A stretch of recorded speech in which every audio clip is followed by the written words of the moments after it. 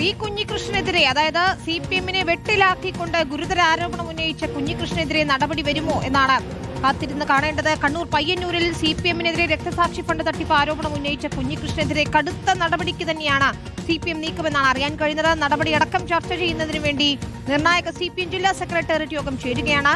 ആരോപണ വിധേയനായി TI Madhusoodanan MLA ഇപ്പോൾ യോഗത്തിനെത്തിയിരിക്കുന്നു എന്നുള്ളതാണ്. ആരോപണങ്ങൾക്കുള്ള മറുപടി പാർട്ടി തന്നെ പറയുമെന്നാണ് TI മധുസൂദനൻ പറഞ്ഞത്.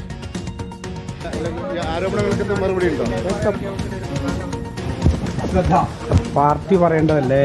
ഓക്കെ,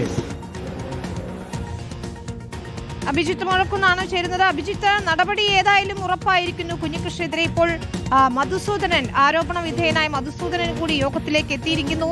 ഏത് രീതിയിലായിരിക്കും ചർച്ചകൾ? മധുസൂദനന്റെ ഒരു നിലപാട് എന്താണ് ഇക്കാര്യത്തിൽ?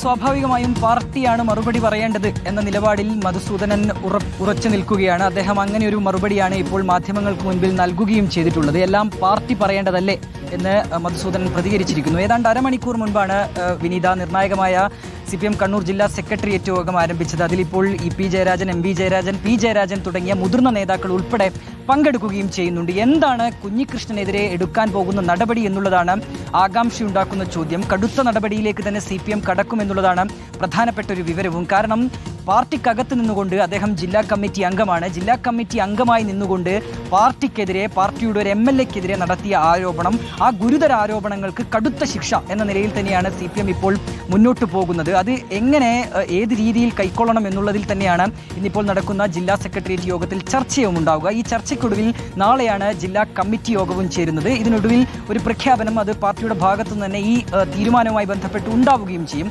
പിന്നീട് ഏറ്റവും പ്രധാനപ്പെട്ട കാര്യം, ഇങ്ങനെ ഒരു ആരോപണങ്ങൾ പുറത്തു വരുന്നു, അതിനുശേഷം ഒരു നടപടിയിലേക്ക് CPM കടന്നു കഴിഞ്ഞാൽ എന്താണ് പയ്യന്നൂർ CPM-ൽ സംഭവിക്കുക എന്നുള്ളത് തന്നെയാണ്. നിയമസഭാ തെരഞ്ഞെടുപ്പ് ഉൾപ്പെടെ വരാനിരിക്കുന്ന ഒരു സാഹചര്യമാണ്. ആ ഘട്ടത്തിൽ എന്ത് ഇമ്പാക്റ്റാണ്, അല്ലെങ്കിൽ എന്ത് പ്രത്യാഘാതങ്ങളാണ് പാർട്ടിക്കകത്ത് ഉണ്ടാക്കുക എന്ന ചോദ്യം അവിടെ നിലനിൽക്കുകയാണ്. ഒരുപക്ഷെ കുഞ്ഞികൃഷ്ണനെ പാർട്ടിയിൽ നിന്ന് പുറത്താക്കിയെങ്കിൽ വിഭാഗീയത അത് കൂടുതൽ ശക്തമാകുമോ എന്നുള്ള ആശങ്ക, അല്ലെങ്കിൽ ആ രീതിയിലുള്ള ആശയക്കുഴപ്പം അത് പാർട്ടിക്കകത്ത് ഉണ്ട്. അത് പാർട്ടി കൂടുതൽ ചർച്ച ചെയ്യുകയും ചെയ്തതാണ്. ഏതായാലും നിലവിൽ ഇപ്പോൾ എന്താണ് തീരുമാനം എന്നുള്ളത് അല്പസമയത്തിനകം തന്നെ പുറത്തു വരികയും ചെയ്യും. വിനീത, നേരത്തെ നമുക്കറിയാം മനു തോമസിന്റെ ഉൾപ്പെടെ കാര്യങ്ങൾ നമുക്ക് മുൻപിലുണ്ട്. നേരത്തെ മാധ്യമങ്ങളെ കാണുമ്പോൾ കുഞ്ഞികൃഷ്ണൻ അക്കാര്യവുമായി ബന്ധപ്പെട്ടും ഒരു പ്രതികരണം നടത്തിയതാണ്.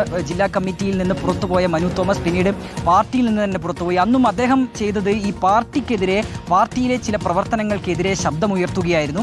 അതേ ഒരു രീതിയിൽ തന്നെയാണോ ഇപ്പോൾ കുഞ്ഞികൃഷ്ണന്റെ ഭാവിയും പോകുന്നത് എന്നുള്ളതാണ് നമുക്ക് കാത്തിരുന്ന് കാണേണ്ടത്. അതിലൊരു നിർണായകമായ തീരുമാനം ഈ ജില്ലാ സെക്രട്ടേറിയറ്റ് അവസാനിക്കുന്നതോടുകൂടി ഉണ്ടാവുകയും ചെയ്യും. വിനീത, ശരി, ജില്ലാ സെക്രട്ടേറിയറ്റിന് ശേഷമുള്ള വാർത്താ സമ്മേളനം വളരെ പ്രധാനപ്പെട്ടതാണ്.